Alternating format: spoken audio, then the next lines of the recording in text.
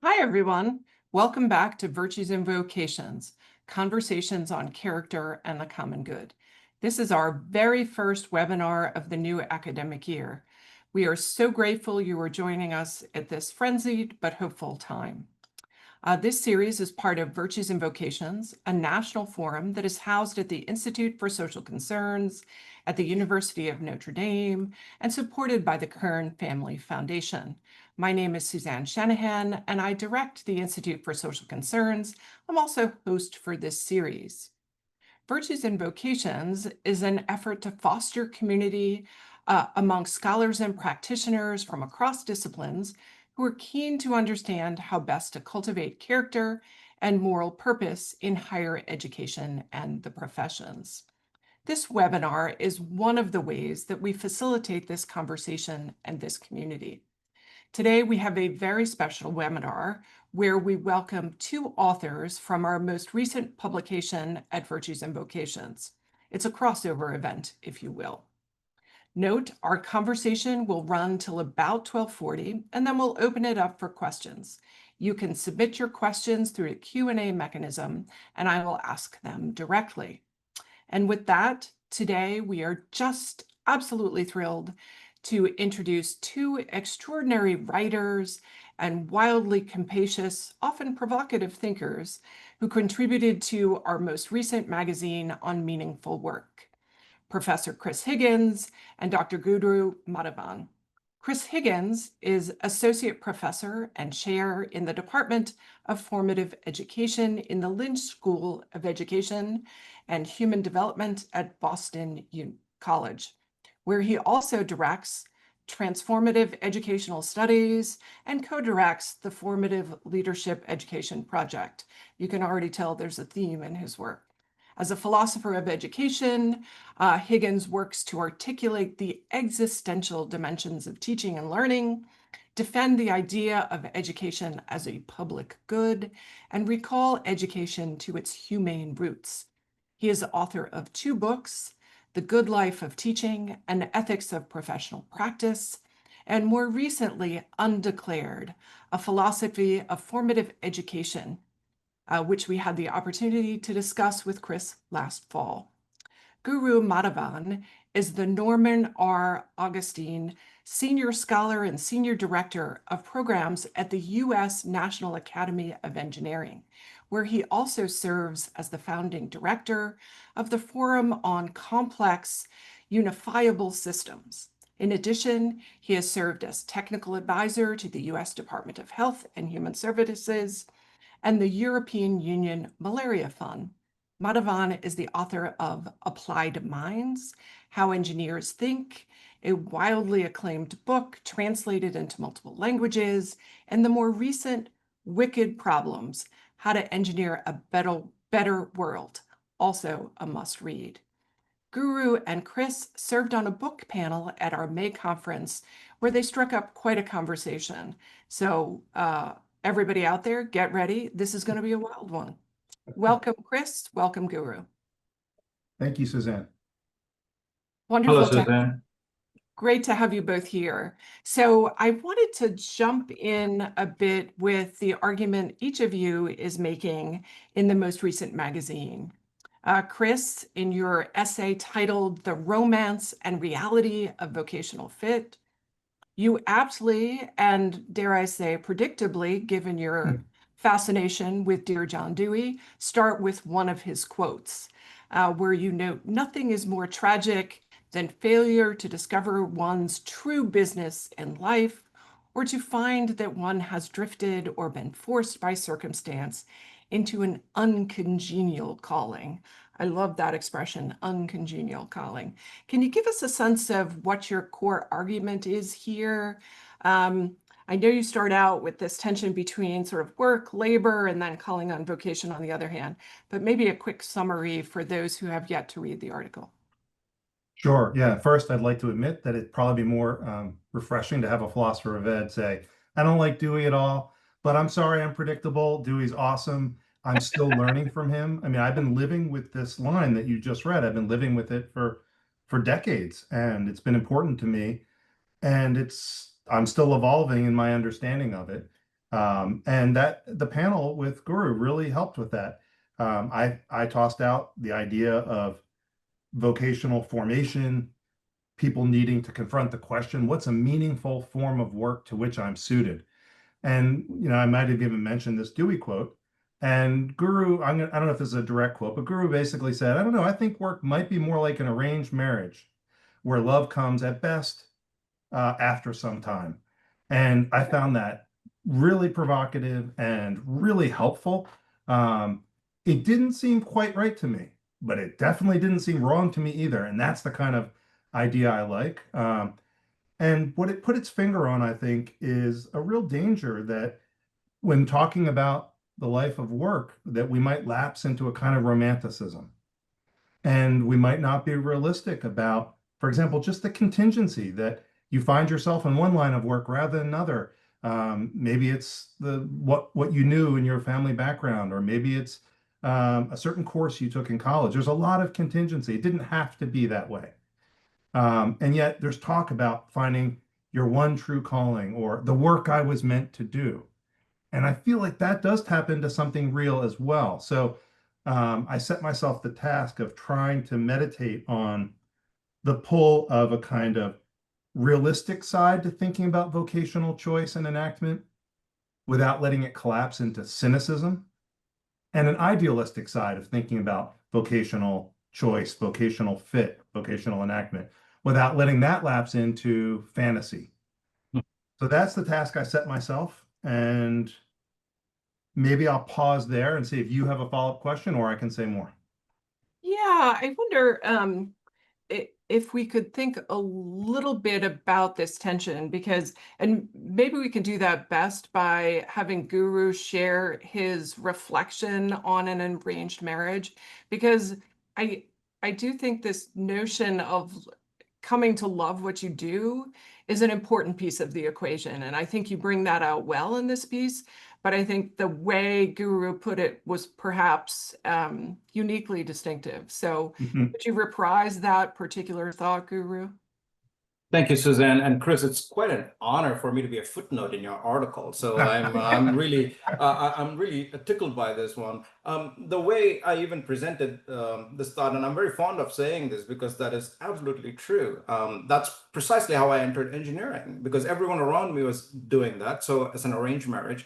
Years later, I found it as a calling, and I'm glad that you picked up on it, because one thing I never heard in my entire upbringing through the end of my college in India was follow your passion, something that is ubiquitous in this country here.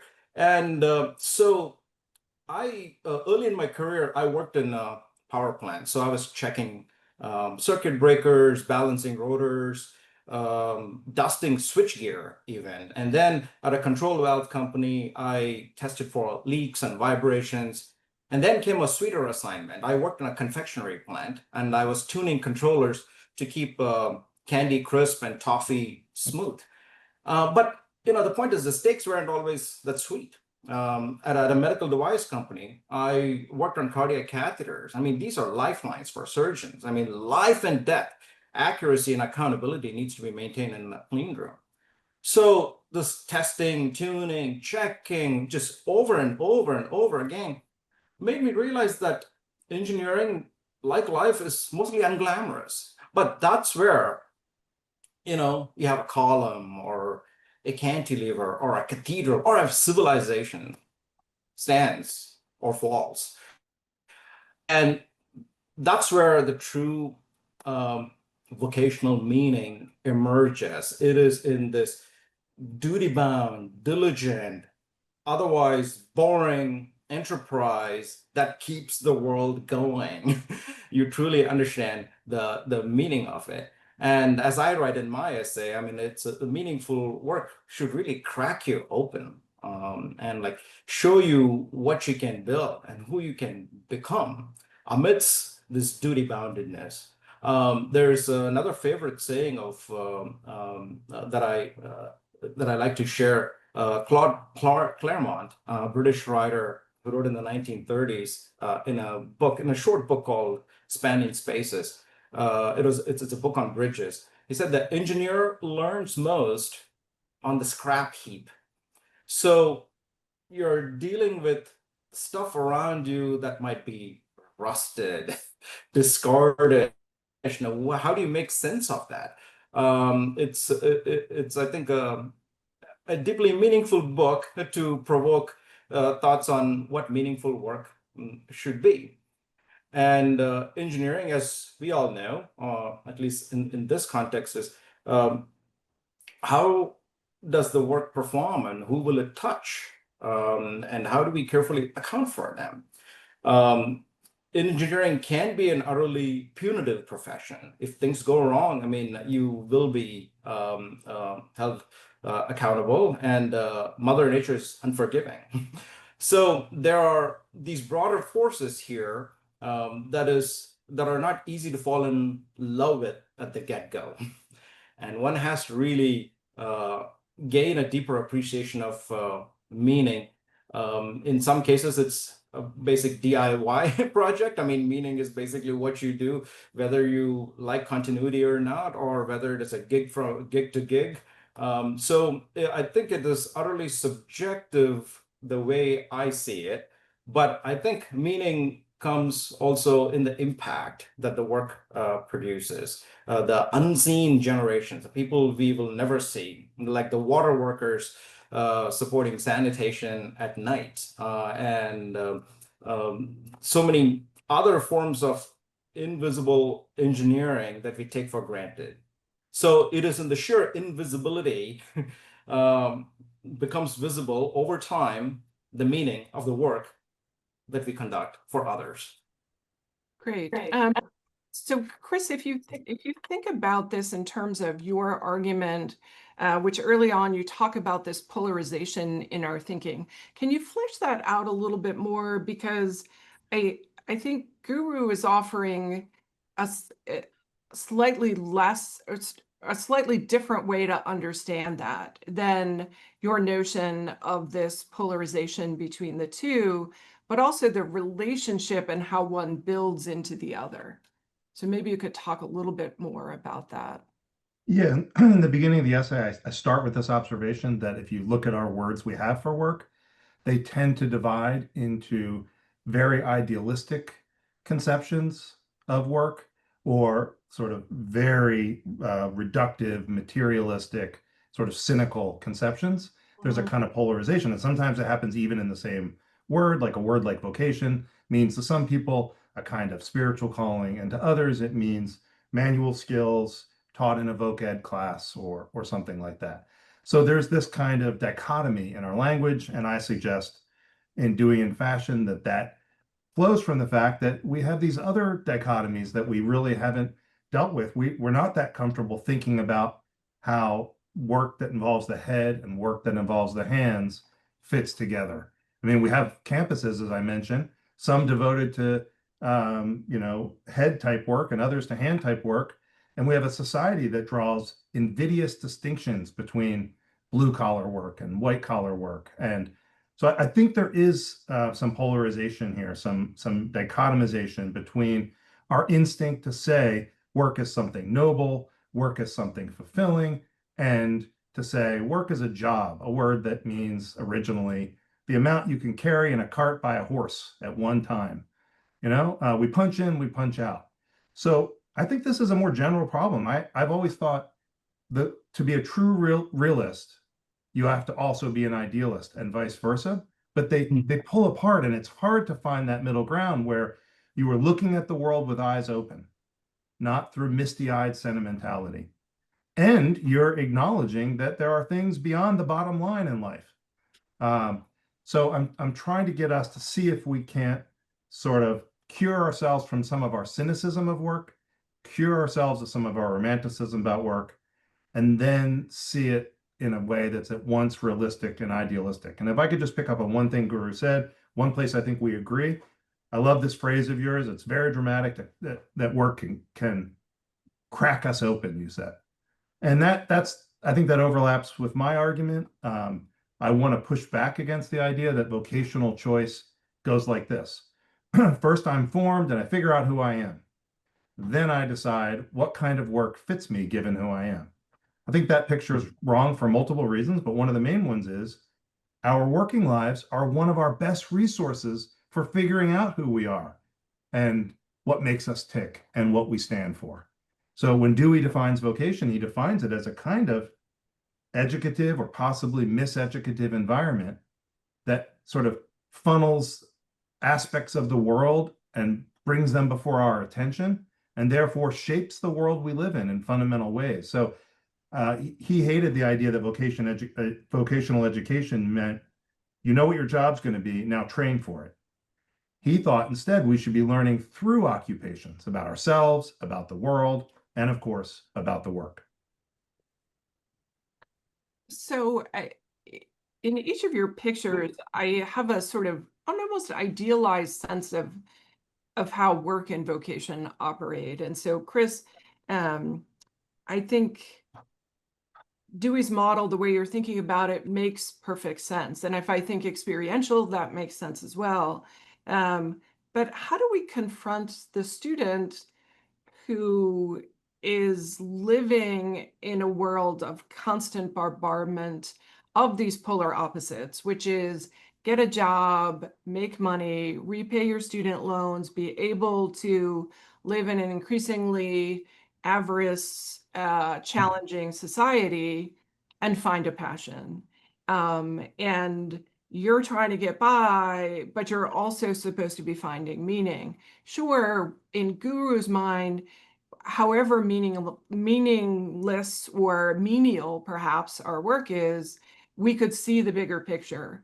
But I'm 23 and I'm stressed beyond belief just trying to get by. And I feel overwhelmed by the simultaneous need to be thinking about what my true calling is, or to try to understand how this trivial task is creating a world-saving civilization. Guru, could I start? I'll try to be brief and hand it to you. Please go ahead. So Yeah. today in our opening faculty meeting, our dean told us that in 2027, BC, like a lot of institutions, is going to cross the $100,000 mark for tuition, fees, room, and board. And, it's a truly staggering number. So I hear you. Like to expect someone to pay for a process that expensive and then be like, and then after that, take your sweet time figuring out what you want to do. I mean, there are absolute real pressures, even in spaces that are elite and well funded. I think one of the things I'm trying to do in the piece, though, is take a little bit of stress around the idea that finding your calling means figuring out which line of work you should pursue first and perhaps most, but rather finding your calling is, as Guru suggests with the metaphor of the arranged marriage, is something you do within your work. Mm-hmm. And no, it's not easy. I'll just mention one last constraint and then hand it to Guru, which is that, it's nice to say that you're going to find your vocation within your work, but actually I think that a lot of practices, they get swallowed up by the institutions that were originally built to house them. And, sometimes you might be looking for the kind of core vocational practice that orients you toward the goods, the common good, and truth, beauty, goodness, well, you name it. And you find instead a form of work that's been kind of cannibalized by its institutions, and everyone is working instead toward what the late great Alistair MacIntyre called external goods: money, fame, power, prestige. And we've lost track of the internal goods. So it's possible for a university to become a credential machine. It's possible for a hospital to become a lawsuit avoidance machine, and so on and so forth. So I never meant to suggest it's easy, but it also doesn't have to happen in the second semester of your senior year all at once. Great, thank you. Guru? I mean, good engineers know how to effectively blend idealism and realism, the point that Chris was talking about. I mean, like, this is a core feature of engineering design. I mean, you start off with this blank sketch with the grandness and the vastness of the plains in the western part of the country, but then you have to reduce it to practice. It takes on the constraints of Fifth Avenue in New York City. So you have to really, be comfortable at what's typically called the levels of abstraction. Thinking at the level of a car leading to a billion cars, which means climate change. How do you go think logarithmically is a good habit. The second related point here is like pertains to profound ignorance that we all experience here. Most of us navigate freeways with GPS, but start panicking when there's no self-service. I mean, and I, you know, and most of us can't explain how electric kettles work, but then we run around giving advice on electric grids and what is the future of electric infrastructure and so forth. So it is this kind of the continuum that we all navigate here. So there's this selective comfort that we derive from this mystery here. I mean, I think, and that should tell us something about when a work is meaningful and what makes work meaningful, and that requires us to acknowledge the boundaries of our personal knowledge and the systems that we construct, we trust, built on collective expertise. So there's this general vague phenomena that's happening here that sometimes engineers struggle with. That's why it's so easy for them to be focused on their work and deliver on the project per the milestone.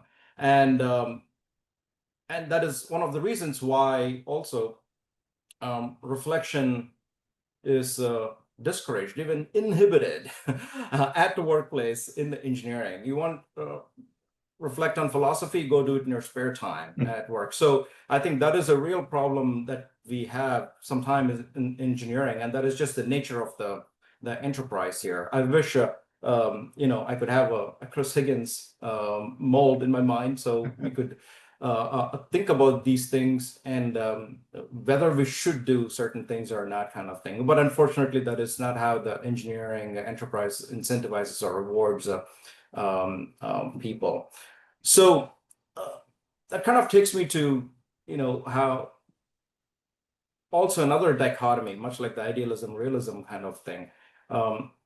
One can learn a lot about their work through failures, and I think it's an integral, essential part of the work. But in engineering, I was also taught how not to fail. In fact, failure avoidance is preeminent here. So you're dealing with this simultaneously conflicting goals, where you have to fail in something, but it shouldn't affect others. But at the same time, the product shouldn't fail in the real world here. And that is especially difficult for people in their 20s to understand. It probably, there's even a saying in the world of systems engineering that is somewhat controversial here. Can you teach systems engineering? Can you teach people to think in holistic systems? Or does one become systems in practice? So you can get a degree in systems engineering versus be a systems engineer in practice. And I think that the same argument is applicable across different forms of inquiry here. So how do we go back to that scrap heap that I talked about earlier, which is literal and figurative in this case here? I mean, the broken parts, the failed experiments, the discarded prototypes, shall we say. What do they have to tell us about this? I mean, can they be meaningful? Or, I mean, at the same time, we also have these devices that are fast vanishing. I mean, they're no longer relevant. I mean, even this application is irrelevant in a few weeks when the next upgrade comes. So this is the kind of the true challenge where reflection is required, but you have no time for reflection, or you're not incentivized for reflection about the kinds of stuff that Chris is talking about. So that's my intervention for this moment. Let's see where we go with it. Yeah, so I think this point on failure is a super interesting one. And I think as an engineer, it's especially interesting because essentially what you've said is we learn from failure. And failure is really an important part of the engineering process, but you have to do that in private or before it becomes a public, right? We don't want some huge disaster of engineering in a plane, on on a bridge, whatever it is. So there's that needs to be built into it. I think that it's interesting because I think so much of the work that's come out over the past decade about sort of finding, sort of your place in the world has to do with discerning what you're good at. And so failure is something that it seems very disruptive to young people. So they don't do well in a space. It's hard for them to have passion for it, right? So Chris, if you think about sort of the role of failure in how you're thinking about things, how do we cultivate a sense of failure within our educational processes and systems so that it doesn't feel like, oh, I'm not good at that. I need to then move on to something else. Yeah, it's really challenging, right? I mean, a lot of the students I see at BC, they have a sense that they can and should have like the next 10 years after college mapped out. And that if they make the correct choice, they will be moving on to a pathway that is known in advance, which is, I'm sorry to say, it's false. Like, it's not the way the world works. Like, I mean, even like studies of rationality, haven't they shown that, like, with examples like the famous traveling salesman example of how do you pick the best route to cover all the cities in upstate New York? What order? It turns out like even our best supercomputers struggle with that. And what you have to do is you have to pick a good first step, then reassess from there. What does the world look like? Where do I go next? And then from there. So, one thing is just trying to tell our undergraduates, you don't need to have it all mapped out. In fact, you can't have it all mapped out. You're going to take a good first step, and then you're going to say, what have I learned about who I am and what I want and how the world works and what's the best next step? I have a former grad student who ended up on the committee. She didn't even want to go to her 20th college reunion. It was an Ivy League school. She didn't want to go, and she ended up actually on the committee to plan it. And she put together this panel where people talked about basically all the things that kind of messed up their plans and went wrong with their lives. But saying it went wrong with their lives is maybe a little too simplistic.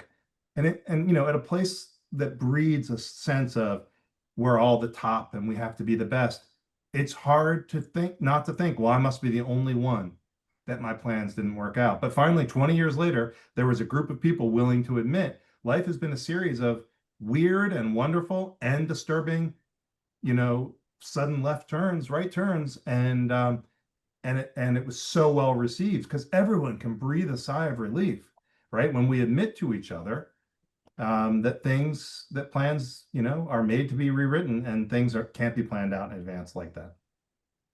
Jose Ortega Gasset said that, I mean, to be an engineer and nothing but an engineer is to be everything and actually nothing. So I think he was talking about this basic identity of an engineer, and picking up on Chris's theme here. What do you become 10 years from now? I mean, we have all become something else from what we originally set out. I mean, looking back to my high school essays or college essays, I'm a completely different person. Yet I think I'm going in the general direction of what it is. And I think Mother Nature somewhat operates. I mean, the greatest designer, depending on how you read the word designer, and let's use this in context here.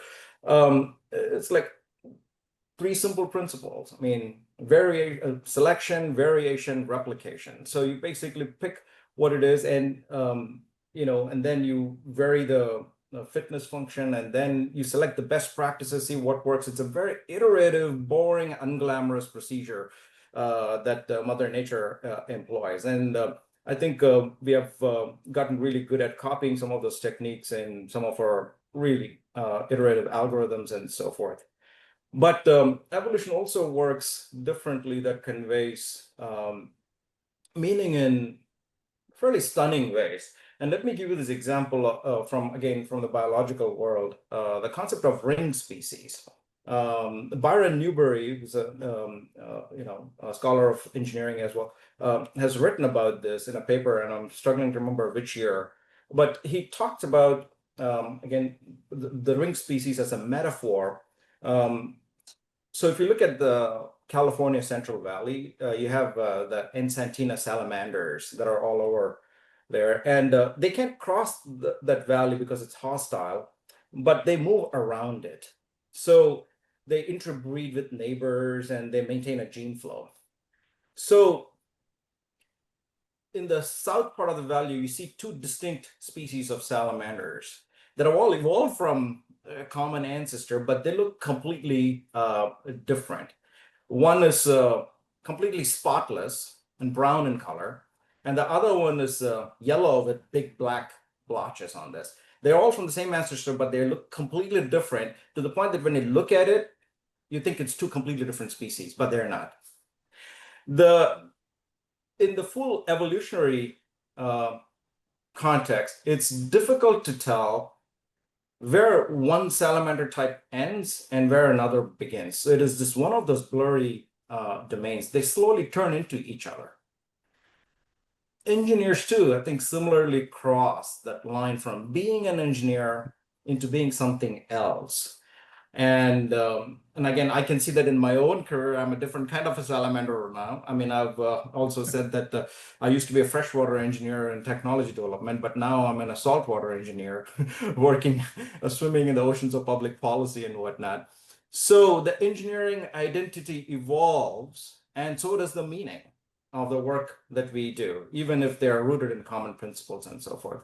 Careers also exact same pattern, from technology to writing, even in my case here. Each stage looks separate, but they follow an arc. Again, going back to Chris's point, and I think we need to trust this continuum. And I think in this continuum emerges, in the truest sense of complex adaptive systems, meaning emerges, it's not fixed. And meaningful work, therefore, allows identities and professionals to evolve accordingly. Mhm. So what seems like a rupture, like an abrupt discontinuity, two different species at once jarringly, is actually continuity. So how do we remember that? It's definitely not possible to appreciate that fact maybe in the 20s, but I think as educators, we might have something to do with it. I mean, rely on the time-tested design practices of Mother Nature that allows us to create two seemingly different systems that are just one.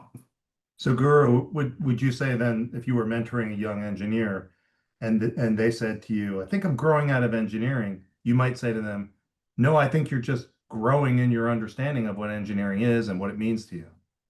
That is profound. Yeah, that is exactly it. Because there are engineering as a kind of a multi-purpose degree. A lot of people get their degree to kind of, I don't know, for boost their analytical things or improve their earnings and whatever it is.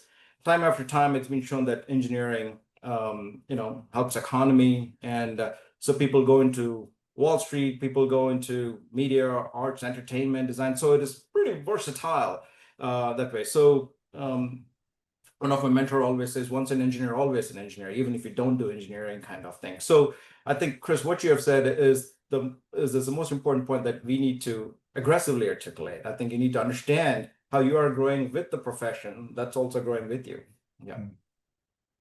So I would say in each domain of your work, it's fair to say you're both fairly self-reflective, but also reflective about the particular professions within which you find yourselves. Could you talk about an example of failure or a moment of reconsideration in your own trajectory that's helped you come to the kind of thinking you're sharing now? Oh, I can volunteer first here. I mean, I almost failed my control theory exam. It was really tough, and it's one of those situations. It's a 3-part exam where you have like a 15-point question that led into a 30-part question that led into the bigger question. The trick that my professor played was the answer to question 1 was an input to the second question, and that led to the third question. So if you got the first step wrong, you're done. Basically. So after I proceeded and I'm like 2/3 of the way, and then I realized something is not clicking. And I specifically remember that it was a plot that I had to put it on a log scale, and something was off. So where did I go wrong? Second question or the first question? And what logical flaw led to it? It was complicated here. Even though it was a very linear test, it tested your understanding of nonlinearity, how two systems behave on very different scales. that eventually led me to be, become a better student beyond the classroom. And of course, when I was taking the GRE exam, I almost failed the verbal section. So I kind of, over years, that nudged me toward communication and writing of complex concepts and so forth. So these two are, I think, distinct drivers in my motivation as I've reflected on it in recent years. Great, thank you. Chris? Maybe I would talk about the somewhat slow learning curve I've had in terms of sort of realizing truly that I am a writer, that I love writing. I had a blast writing Undeclared. I hope that carries over and other people have fun too, but I certainly did. And that wasn't always true. I was in my head about how to do philosophy right. I was writing for due to external pressures like tenure and promotion. And it just took me a long time to give myself permission to develop my own style, to embrace the form of the essay, which I think is very different than the kind of voiceless, disembodied research report that dominates academic journals. And I also had to give up this certain kind of idea in my superego, if you will, from philosophy, that a good philosophical text moves all readers from assumptions they could not challenge to conclusions they must accept through indefeasible arguments. And it's baloney. But it took me a long time to throw out that old baloney and try to move people with my writing, and to be more like a dramatist of ideas and try to stage the questions in a provocative way and explore answers, but in a way that owns the contingency of my responses. So it's not so much a clear case of failure, except it's just that it took me a couple of decades to actually realize I love writing. And now I do it for me. Takes a while. So Chris, in that couple of decades process, was there any definitive moment, or did it really just evolve over time for you? No, it was one of those salamander kind of moments that Guru was talking about, where you could certainly see elements of. I mean, I think my first book, The Good Life of Teaching, has some voice, and I don't think it's completely impersonal and dry, but I was still writing for the sort of tenure committee in my head, also for the real one.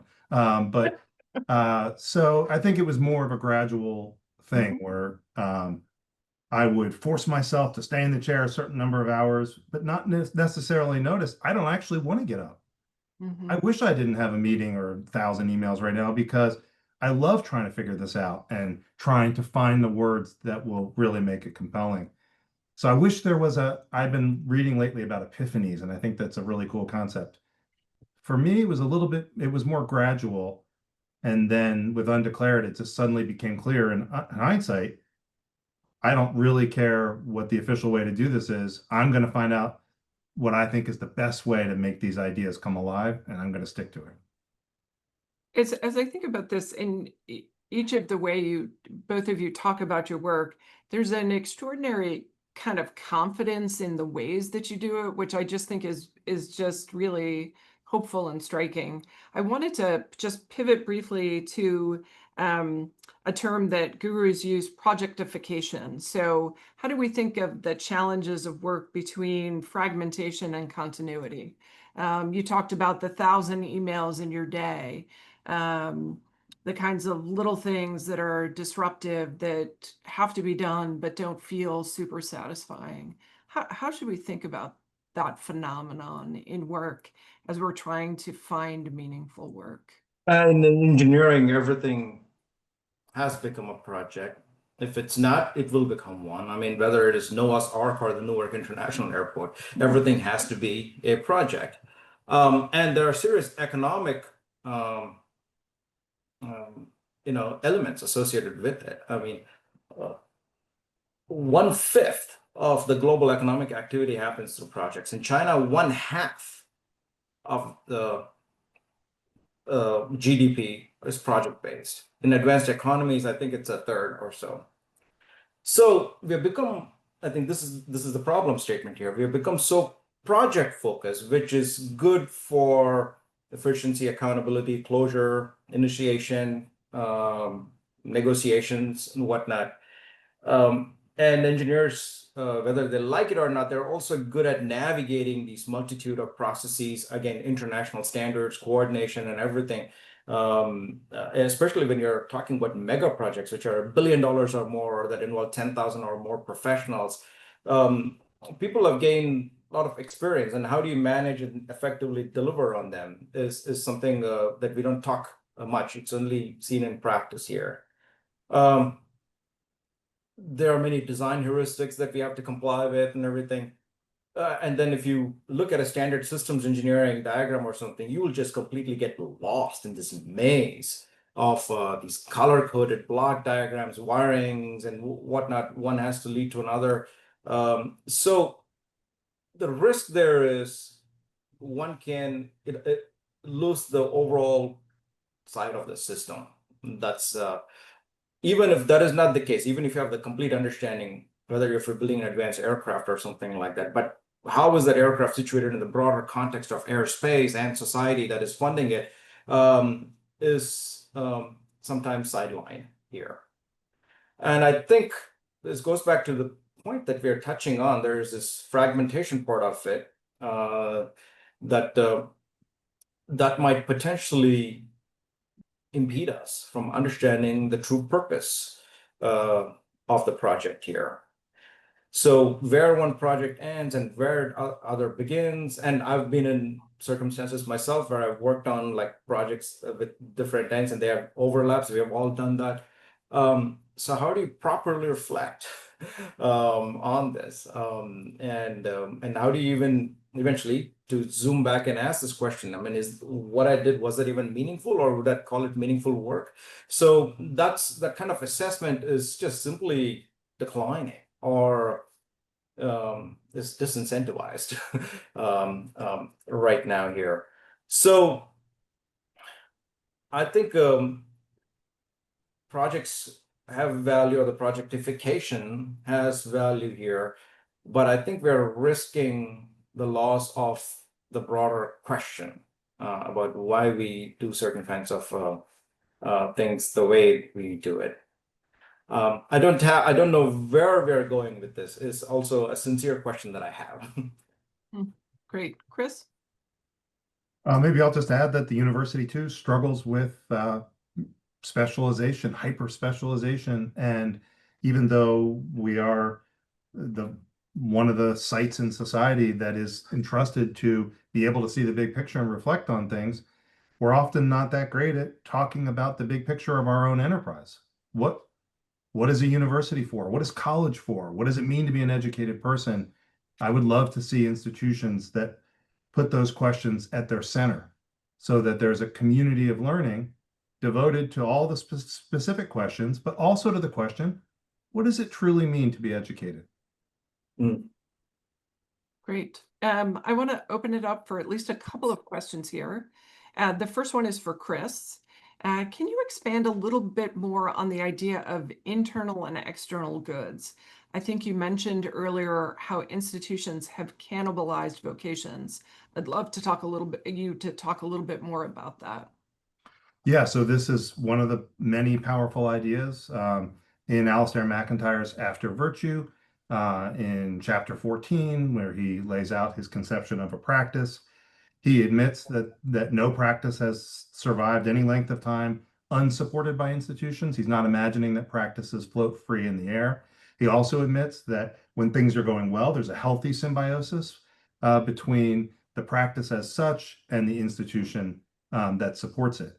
But what's cool about his account is the way in which he shows that we can also have a situation in which an institution kind of lets a practice die or even kills it off, but continues to use the language of the practice as if the animating goods are learning and formation in the case of a college, or healing in the case of doctoring and nursing, and justice in the case of law, and so on and so forth.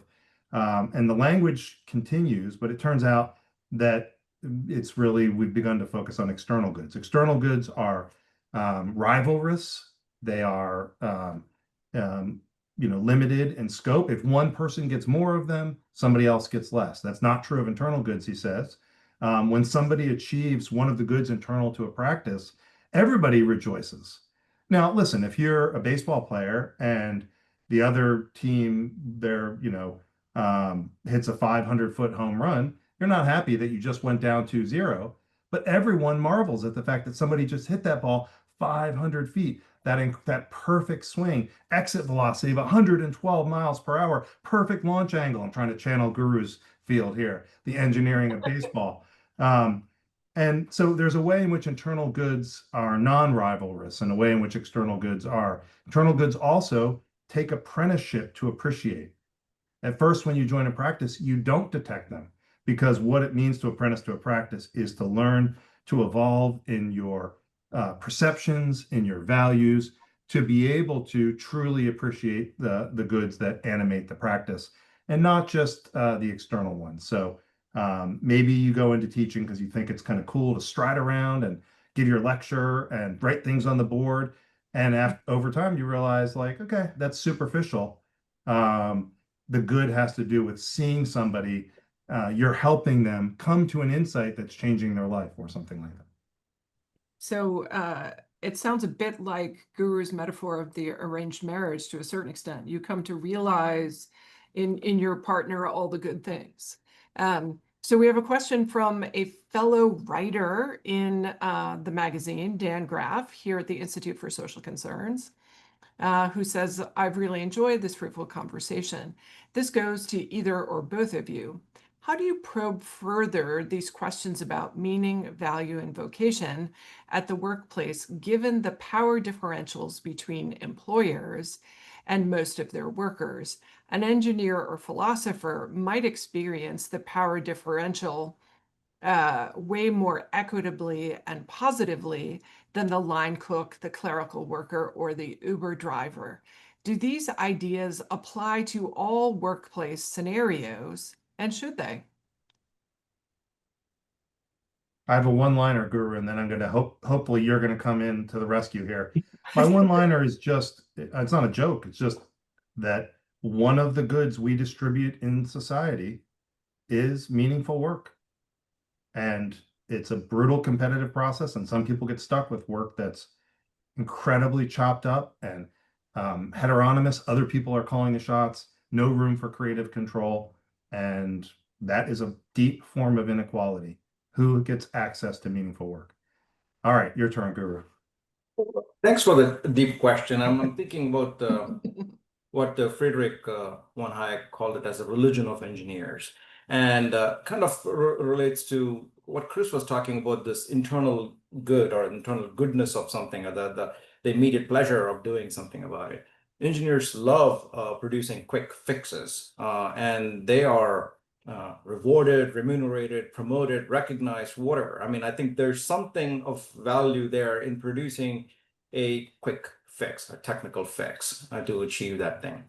Now, that also produces a social order, a kind of an understanding among engineers. You belong to this club. Yeah, you're an engineer. You're a real engineer. That kind of the conversation happens. People are constantly gauging, okay, where can we deploy? And this is also visible in large-scale teams where people maybe more on the abstract side of engineering versus the extremely hyper-specialized type of engineer. So there are always teething problems there. So I think there's this instantaneity of this kind of this satisfaction that comes with problem solving. And I think, and I've said this openly too, I mean, the moment you conclude with problem solving, that's where the real trouble begins. You have to really get to the other ways of engaging with problem set. So even within engineering, there's this hierarchy or a kind of an order of recognition or granting merit that I think we are confronting. But if you go beyond engineering too, I think there are lot of differentials that we have to encounter. Another way to think about this is like we are all so obsessed with innovation, and I've written on this over the past few years. Disruption has become our darling, and yet if you look at what truly enables innovation, maintenance, and if you go to Google Ngram and see how it is trending, it is practically vanishing from our vocabulary. So the very thing that leads to the new is being neglected. So I think if you even look at the awards and the honors that we give out to engineers, it's always for the new and the novel and the nifty and the greatest impact, and the invisible systems that support those are neglected. So there's this inherent politics of recognition that the person who has asked this question is getting to. In engineering, I don't think we're doing a good job of even confronting this openly. And I think naturally it spreads broadly as well. So I'm just reflecting on the question rather than responding to it. I hope that's okay. Okay, great. Thank you. The next question, there's a sentiment out there that's sometimes referred to as working for the weekend, or the idea that work provides us just an instrumental economic good, but that the meaning and well-being of life are derived from the activities outside of work. If someone lives by this value system and is content with it, is there something wrong with that? Or at least should one be striving for something more? I like Dewey on this point. Dewey defines a vocation as a meaningful, continuous, purposive activity. He doesn't think we only have one. In fact, he has a powerful argument for the impossibility of having only one vocation. He doesn't think that the set of paid activities and the set of vocational activities is fully overlapping. So we may have a paid activity that's non-vocational, and we have many vocational activities that are unpaid. So the person who's working for the weekend, I'm imagining if we fill in that case study, we have somebody who, you know what they do from 9 to 5, Monday to Friday, that is for them basically a paycheck. Okay, but then they have 3 or 4 other activities in their lives that are these meaningful vocational pursuits where the aims matter, and where those aims, trying to realize those aims, make them bump into cool aspects of the world, discover aspects of themselves, and continue to grow, whether that's gardening or learning the cello or community organizing or what have you. Great. Thank you. I think Chris answered it very effectively for both of us. So thank you. Okay, good. Next one. Failure has been a thread or a theme throughout this conversation. And I'm struck by the fact that failure looks different when you're 18 or 19. How do you imagine inviting young people into these questions and insights that seem to be connected to a distinct perspective? So when you're 18 or 19, failure seems pretty apocalyptic. Well, so interestingly, I mean, at least in my line of work, failure is integrated into even in the curriculum early on. So, for example, back then we used to have workshops and engineering design courses and so forth, and we had a course on metrology, learning how to measure. That was like 6 months. If you there's a specialized discourse on how to use a vernier caliper, kind of thing, and so it's you are basically put into this ring knowing or expected to learn all the different ways a system will catastrophically fail. So at least in some areas of engineering, I think this is integrated into it. And now you're then taught, or maybe you're given projects to think about how not to make those happen. Whatever you did it on paper, how do we avoid it? So this kind of these experiential or case study based approaches is integrated into engineering, and or at least the good engineering courses that we take for granted. So I don't think it is too foreign a concept for engineers who come to this, but I think we fail when we don't zoom out from that. I mean, okay, you know how to create a fix, and then we move on and come up with a different patch. But I think reflecting on those failures is a fruitful exercise that not all engineers are capable of still. Great. Chris, do you have any I thoughts? think the questioner makes a great point that until you've had multiple failures, you've survived. Each one is going to loom larger, but I think not all 18-year-olds are created equal, and we're creating a generation with such a high stakes process now around college that we're really exacerbating that problem. So yeah, it helps to have more life experience and realize you can fail and get back up. And it would have been nice if we could have had, say, a high school curriculum where there's room to fall down and get back up, and not this feeling that one B in a class might be the GPA difference that means you don't get into the schools you really want to get into, and so on and so forth. So that, to me, the question puts us in mind is how do we cure this current arms race, which I think is really miseducative at its core, even though it's the education system we're talking about. Yeah. Great. One final question. I would love to know one book, not your own, that you would recommend to the audience that speaks to these issues. Well, this is interesting. I'm just going to pull this book that's right next to me. It's called Shattered Lands, 5 Partitions in the Making of Modern Asia, Sam Dalrymple. And it talks about essentially failure modes, but historically applied. So I've been reading, I've just started reading it. So. Great, thank you. I'm really into this psychoanalytic essayist named Adam Phillips. He's been described as a kind of modern Emerson or Montaigne. He writes these essays, influenced by his psychoanalytic practice and his interest in Freud and Winnicott and others. But they're just amazing essays exploring the sort of ethics of everyday life. What are we doing? Why? What do we want? So I've been there. I'm not bragging by saying listing 3 titles because they're all really short. But the 3 I've been looking at lately are a book called On Getting Better, one called On Wanting to Change, and one which has a very intriguing title, and I'm only about 10 pages in, called On Giving Up. Great. Well, thank you. Well, on that note, we should give up. Yes, with that, I think we're going to call the conversation. I just want to thank you so much for both writing essays for the magazine, but also joining today. This was a whole lot of fun. For folks who are interested in a copy of the magazine, please reach out. We're happy to send you one.